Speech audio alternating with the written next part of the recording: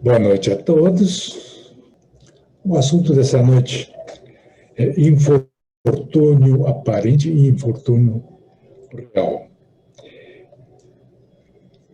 Esse assunto, esse tema eu busquei num texto da Delphine de Girardin, do Evangelho segundo o Espiritismo, capítulo 5, que fala das aflições, bem-aventurados os aflitos que serão consolados, e aí fala das causas atuais das aflições, causas anteriores das aflições e por aí vai. E na seção de instrução dos espíritos, então tem essa mensagem aí, entre as mensagens do Santo Agostinho, São Luís, Fénelon, e aparece o Delphine de Girardin. Ela também tem uma mensagem no livro dos médiuns.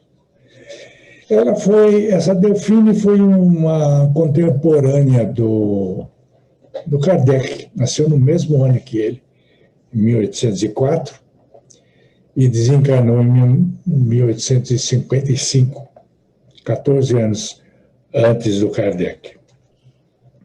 E ela chama a atenção para o seguinte, que nós, os encarnados, temos uma tendência, quase todos nós, quase sem exceção, a gente tem tendência a enxergar as desgraças, os infortúnios, as infelicidades deste mundo como sendo realmente uma desgraça, quando, na verdade, ela diz que isso não é, isso é só aparente. E ela lembra o seguinte, que a gente escolheu passar pelas situações que ela descreve como infortúnio.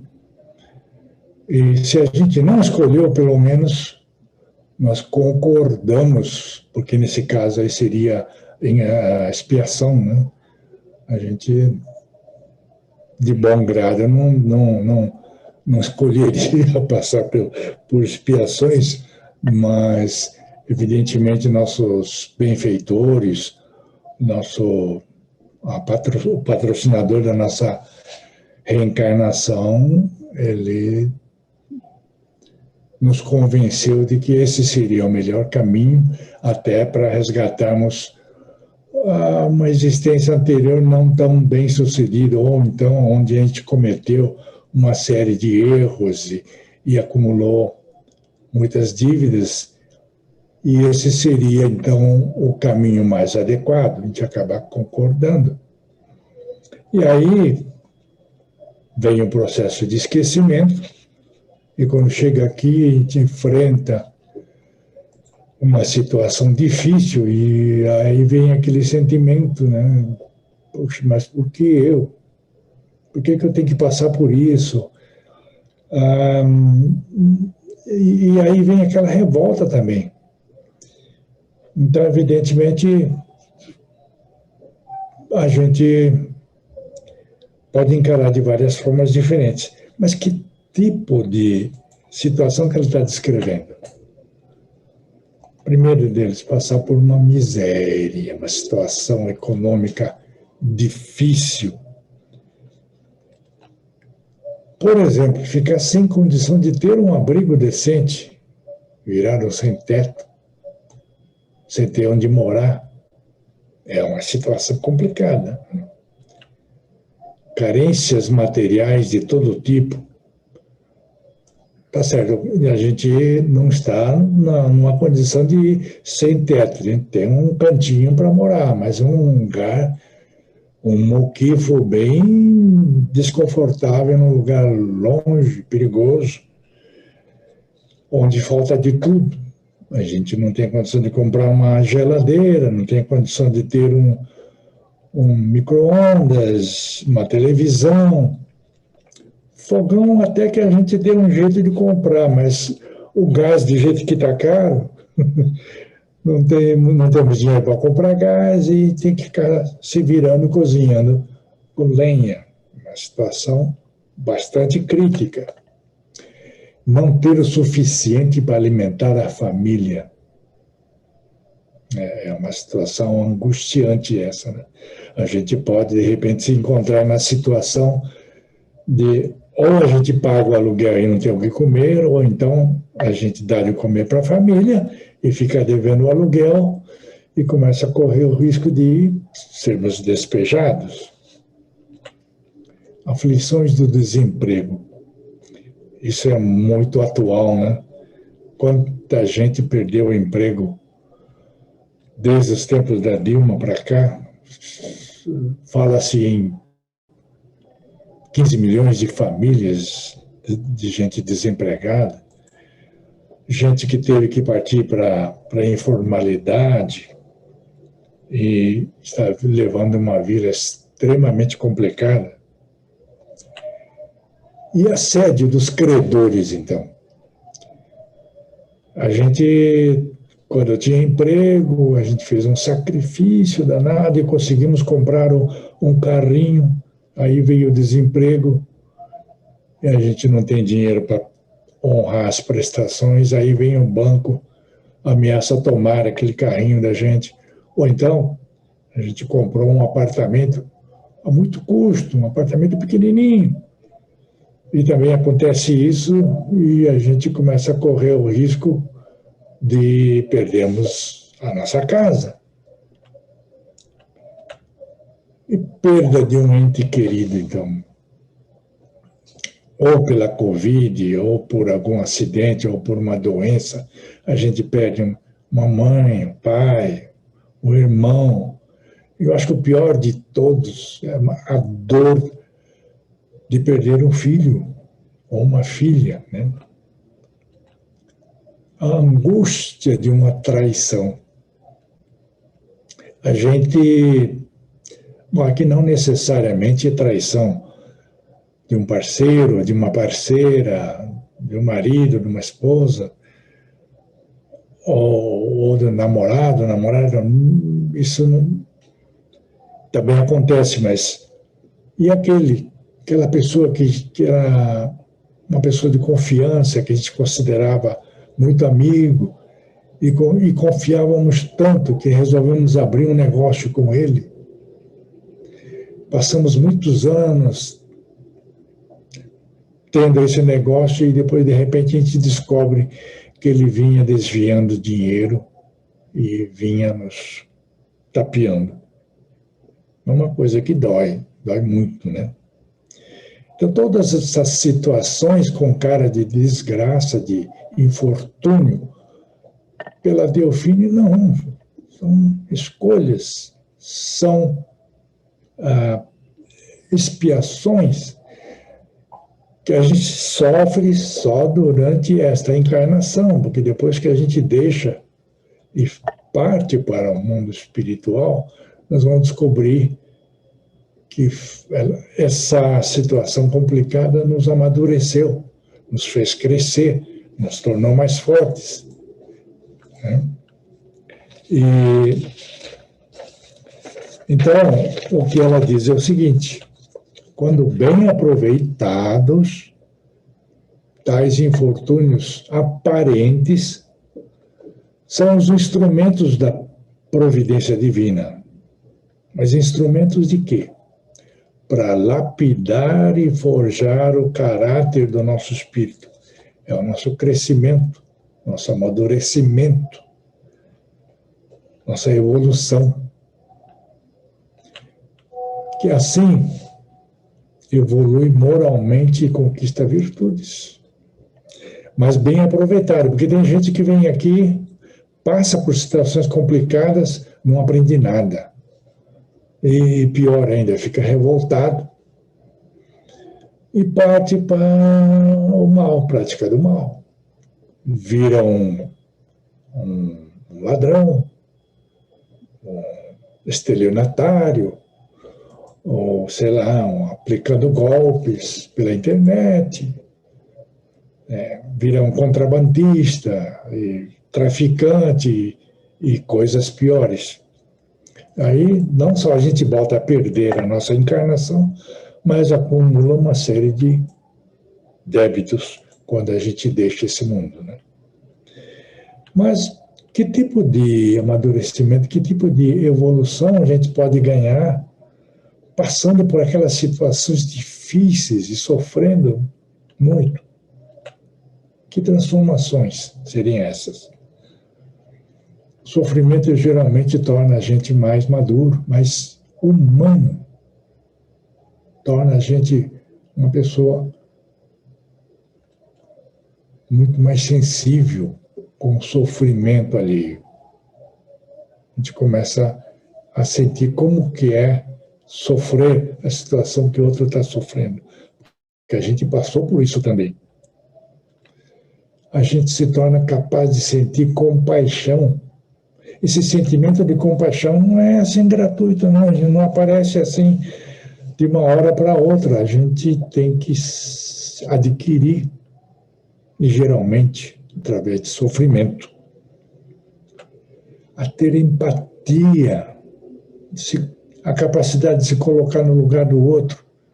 Assim, a gente começa a ter capacidade de compreender por que o outro pensa tão diferente e desenvolve a capacidade de tolerar as diferenças. Porque alguém já disse aí, todos estão certos conforme o ponto de vista de cada um. Aí a gente não fica tão assim revoltado com porque o outro não pensa do jeito que eu penso. E a ter humildade, aquele orgulho que todos têm um pouco, é trabalhado através de muito sofrimento e a gente começa a desenvolver capacidade de humildade. Bom, então, do que ela estava se referindo quando se referia a infortúnio real, uma desgraça verdadeira? Ela definiu assim: infelicidade sob forma bela e florida, que acolheis e desejais com todas as forças das vossas almas equivocadas. Quer dizer, vocês pensam que vocês estão aí atrás de alguma coisa bonita, alguma coisa fantástica, todo mundo quer, mas no fundo, aquilo que é a verdadeira desgraça. Do que ela estava se referindo? Ela diz o seguinte, primeiro deles, a busca da alegria. Como assim? Busca da alegria? É ruim? Ela não estava se referindo ao tipo de alegria. Por exemplo, a gente tem momentos alegres aí quando reúne com amigos, no churrasco, para jogar conversa fora, lembra dos tempos antigos, fala muita bobagem, dá risada. Não é esse tipo de alegria sadia. Por exemplo, reunir a família num almoço de Páscoa ou numa ceia de Natal, que é coisa mais agradável do que isso? É um momento alegre. Então não era disso.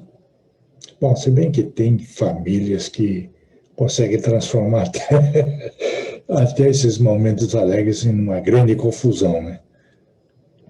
Quiprocó danado. Então não era bem disso que ela estava falando. Houve uma época, na Idade Média, em que uma vertente do cristianismo começou a pregar a abstinência da alegria, a abstinência do riso. Tem um escritor italiano chamado Umberto Eco. Ele escreveu um livro que se tornou muito famoso, um best-seller, chamado O Nome da Rosa. E aí virou um filme com Sean Connery e Christian Slater, se não me engano. E conta a história que se passa no século XIV, no ano 1300 e qualquer coisa. O Sean Connery faz o papel de um monge franciscano chamado William de Baskerville. E esse monge, esse William de Baskerville, para mim, eu não sei, eu não li isso em lugar nenhum, mas para mim é uma homenagem ao Sir Arthur Conan Doyle, que é o criador do Sherlock Holmes, porque esse monge, ele tinha uma mente perspicaz, ele sacava as coisas de uma forma incrível, extremamente racional. Ele conseguia enxergar vestígios, evidências, assim, onde ninguém enxergava. Ele somava uma coisa com outra e tal, e conseguia deduzir e teorizar alguma coisa que não se passaria na cabeça de ninguém. Bem ao estilo do Sherlock Holmes. Então, esse monge, ele foi designado, junto com um discípulo dele, chamado Adzo, que é o Christian Slater, a ir para um mosteiro no norte da Itália, num lugar bem ermo, bem isolado, porque vinham uns rumores inquietantes de lá de que estaria acontecendo algumas coisas de heresia, coisas heréticas, e tinha acontecido algumas mortes lá, enfim. Então ele foi designado para investigar o que estava acontecendo.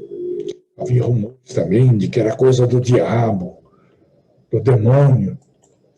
Bom, chegando lá, ele constata que tem uma biblioteca enorme, uma coisa fantástica, com um volume de livros dos mais diversos assuntos, e anexo à biblioteca havia um departamento lá, cheio de mesas colocadas assim, como se fosse uma sala de aula,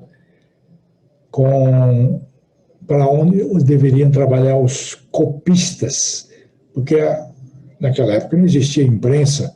Então, o que acontecia? Os livros envelheciam. Então, para não se perder os livros, havia equipe de copistas que copiavam os livros para não se perder. E tinha ilustradores dos livros que desenhavam as figuras, desenhavam aquelas filigranas de letras e tal. E também tinha tradutores lá do grego. E havia também um venerável monge, um senhor já de uns 90 anos quase, chamado Jorge de Burgos, venerável Jorge de Burgos, e ele era um sujeito ranzinza, né, bem mal-humorado, bem severo, e ele pregava a abstinência do riso. Ele dizia que não se deveria ser pessoas alegres, porque Cristo nunca foi alegre, dizia. Bom, e havia um livro que circulava assim meio clandestinamente entre esse pessoal aí de copistas, que era um livro atribuído a Aristóteles, seria o segundo livro dele, que Aristóteles havia dedicado à sátira e à comédia. Então despertava muita curiosidade entre esse pessoal, especialmente os jovens. E como esse Jorge de Burgos, aí ele proibia esse tipo de manifestação, e ele era muito rígido, e tinham também os seguidores dele, que mantinham uma certa vigilância dentro do mosteiro. Então, essa curiosidade fazia com que essa turma esperasse todo mundo dormir, e no silêncio da noite eles iam lá para a biblioteca, tiravam esse livro e iam ler, para matar a curiosidade das sátiras, da comédia. E depois Eles morriam misteriosamente. E aí, então, tinha os seguidores mais parrudos, mais fortes, que faziam um trabalho sujo de pegar esse corpo e dar uma aparência de que havia sofrido algum acidente, jogavam no alto de uma torre, ou se afogavam na banheira, sei lá, tudo para dar uma disfarçada no fato de eles terem morrido ao ler esse livro. E, evidentemente, só para encurtar essa história aí, o William de Baskerville, ele vai estudando, vai deduzindo, até chegar no Jorge de Burgos. Encosta ele na parede e ele dá a entender que já sabe quem é o culpado dessas mortes. E então, o Jorge de Burgos, ele foi apanhado, né? Ele havia passado veneno nas bordas das páginas desse livro. Então, o pessoal, no silêncio da noite, ia ler esse livro, dava uma lambidinha no dedo para folhear, lambia de novo e se envenenavam. E aí morriam. E quando isso ficou evidente para o William de Baskerville, o Jorge de Burgos fica sem saída, ele começa a rasgar a borda dos livros e começa a comer para se envenenar. E aí ele fala, o riso mata o temor, sem o qual não pode haver fé, pois sem temer o demônio não há necessidade de um Deus. E as pessoas mais esclarecidas vão começar a achar que é permitido rir de tudo, até de Deus. E aí seria um caos. Aí ele morre. Desculpa, foi só um parênteses aí, para ilustrar que dentro do cristianismo também já houve uma corrente que defendia isso, mas não da forma em que essa Delphine estava se referindo. Quando ela condenava a alegria, ela estava se referindo àquelas pessoas que falam, bom, a vida é curta, tem que aproveitar. E não perde uma oportunidade para ir para as baladas, se divertir, ficar contando os dias, as semanas para chegar ao carnaval.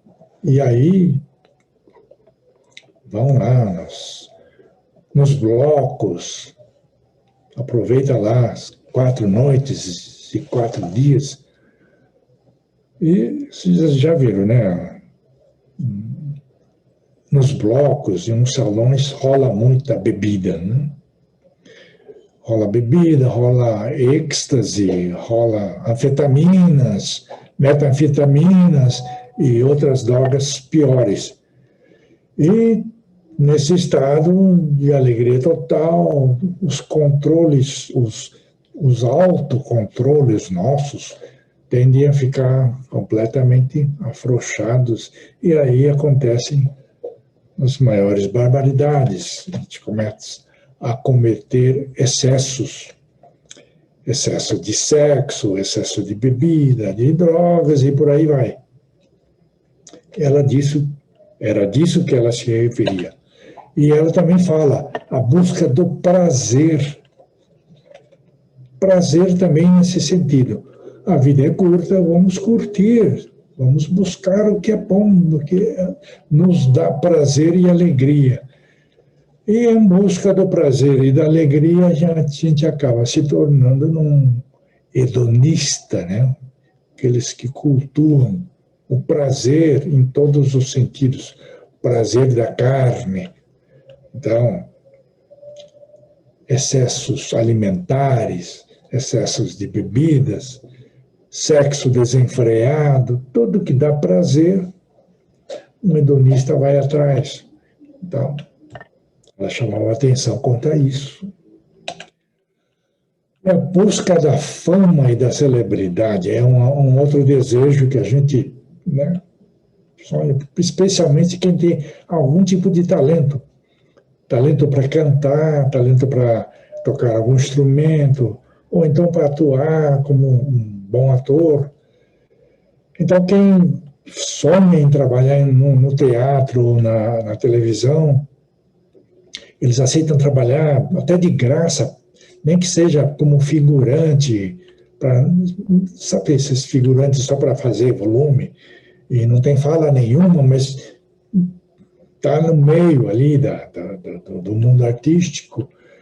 Então, eles ficam aguardando uma oportunidade, e quando tem uma chance de falar qualquer coisa, um bom dia, né? Um personagem qualquer, já sai festejando, olha, ganhei uma fala, eu falo bom dia. E aí, de repente, por um golpe de sorte, essa pessoa consegue ser notada e adquire uma fama e se torna uma celebridade. Por exemplo, trabalhou numa novela da Globo e tal, e se tornou uma pessoa conhecida e ganhou fama, notoriedade. O que acontece? Geralmente, o que acaba acontecendo, que a pessoa se torna uma pessoa insuportável, intratável, porque a fama sobe a cabeça, a pessoa se torna arrogante, se torna exigente. No YouTube tem uma lista aí de atores de Hollywood que são detestados por colegas, detestados até por diretores e produtores de filmes, porque são pessoas difíceis. Tem lá o Bruce Willis, o Morgan Freeman, o Shia LaBeouf e muitos outros que são detestados pelos colegas e acabam se tornando pessoas que tratam mal até os fãs que vão lá pedir um autógrafo e o pessoal é maltratado. Ela fala também em vã agitação. Vã agitação você pode entender como aquela pessoa inquieta que começa a trabalhar e depois de 6 meses, eu não tenho nenhuma promoção, já passou 6 meses, muda de emprego, e muda para outro, passa algum tempo e fala, poxa, mas ninguém me dá uma promoção aqui. Eu tenho um MBA lá no exterior, eu quero ser gerente, eu quero ser diretor, e eu tenho capacidade para isso e tal. Troca de namorado, troca de namorada, troca de esposa, de marido, e nunca está satisfeito com nada. É isso que ela chama de agitação. E, finalmente, louca satisfação da vaidade. Aquelas pessoas que falem mal, mas falem de mim, né? Pessoas que precisam de holofote, precisam ter notoriedade, se alimentam da admiração das pessoas. E a Delphine, ela não chegou a mencionar, mas eu achei importante incluir esse item aqui, a fortuna. Até porque faz parte do capítulo 5 dos aflitos, logo no início desse texto aí do Evangelho, tem algumas citações do Evangelho do Lucas, que diz assim: mas ai dos ricos, porque tendes vossa consolação neste mundo. Porque tendes vossa consolação neste mundo enquanto você viveu, curtiu, você teve tudo que você queria. Agora, depois que for para o outro lado, não vai ser assim, não. Ai de vós que estáis saciados, porque tereis fome. Ai de vós que rides agora, porque sereis reduzidos ao pranto e às lágrimas. São Lucas, capítulo 6, versículos 24 a 25.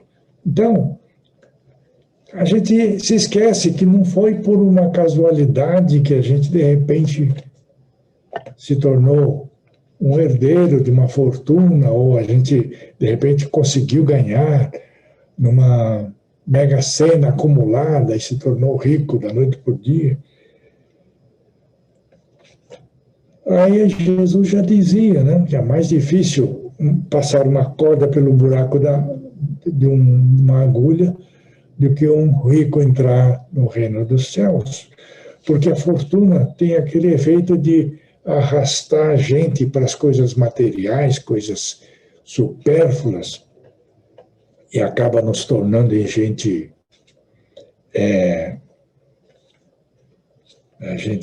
como é que fala? Fútil. E aí a gente começa a valorizar o ter, em vez de ser, né? A gente quer ter aquela mansão com 6, 7 suítes, todos eles com banheira de hidromassagem, jacuzzi, salão de jogos, sala de TV, sala de cinemas, né? Quadra de tênis, complexo de águas, piscinas de vários tipos, e por aí vai. E aí também, não satisfeito com isso, a gente quer também um iate, por que não, né? Um belo iate custando alguns milhões, a gente quer ter um jatinho. E aí o suprassumo seria desfilar ao volante de um belíssimo Bugatti, ou quem sabe um Lamborghini, passear lá por Mônaco, passear por Beverly Hills ou algum lugar aí chique da moda, despertando olhares de admiração, as pessoas olhando para trás assim, despertar inveja é um prazer enorme para certas pessoas, sentir que despertou a inveja das pessoas. Mal sabe que, junto com a inveja, despertou também muitos pensamentos negativos, né?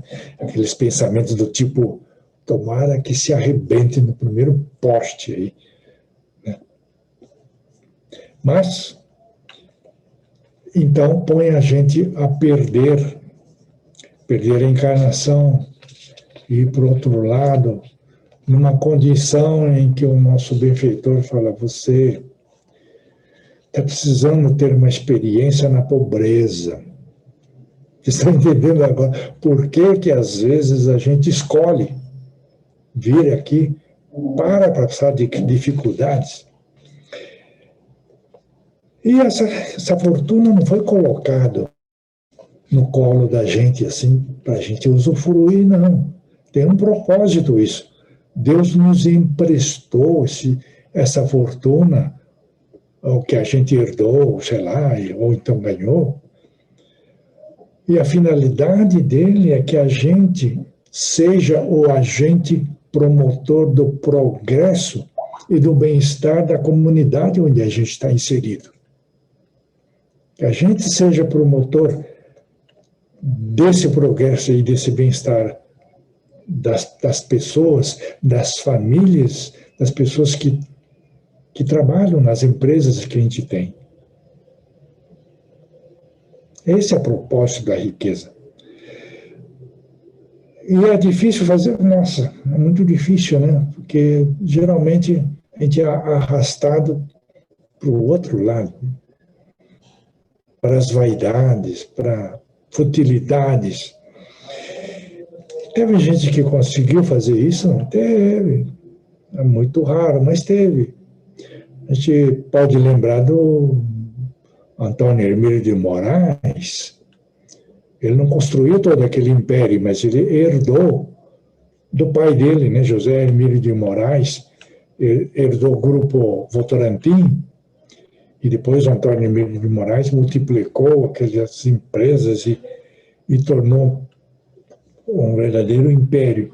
Mas ele era uma pessoa simples, uma pessoa humilde, pessoa afável, se preocupava com os funcionários, fornecia boas condições para os funcionários, oferecia assistência médica, saúde, oferecia educação para os filhos dos funcionários, e andava sempre com um terno velho, de 20 anos, fora de moda, mas não estava nem aí.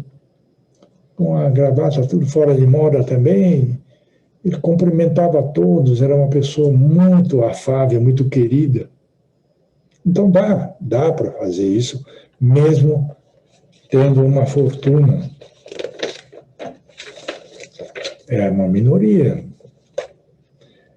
Bom, tem também uma evocação de uma condessa lá eu acho que ela era alemã, Condessa de Paula, e a evocação dela está registrada no livro Céu e Inferno, de Kardec. E ela está incluída entre os espíritos felizes, porque Kardec, quando evocou todos aqueles monte de espíritos, ele classificou como espíritos felizes, espíritos medianos, espíritos sofredores, espíritos endurecidos, espíritos maus, né, perversos, espíritos de suicidas, assim por diante. Essa Condessa de Paula era uma daquelas que estava classificada como espíritos felizes.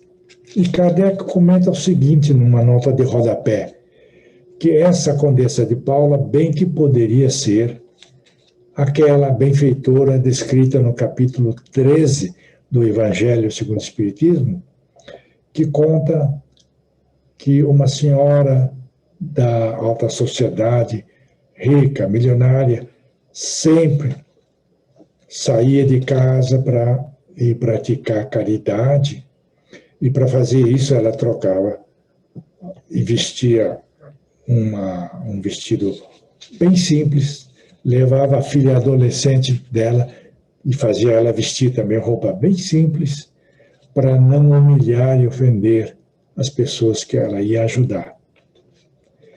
E ela pegava...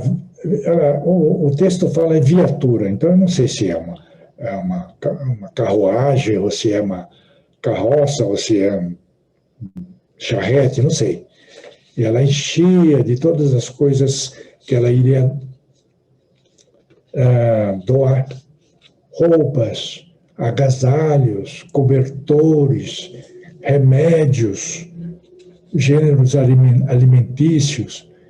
E ela ia para as comunidades pobres, onde ela era recebida em festa, muito contente pela população carente. E aí ela conhecia todo mundo, mas ninguém sabia o nome dela e nem sabia onde ela morava. Ela fazia questão de manter o anonimato. Porque esse capítulo 13 do Evangelho segundo o Espiritismo, onde é narrado o caso dela, é justamente aquele que fala que a mão esquerda não saiba o que dá a mão direita. Então, Kardec não diz que essa Condessa de Paula é essa pessoa, mas ele diz assim, que bem que poderia ser, é o retrato vivo daquela senhora descrita no capítulo 13.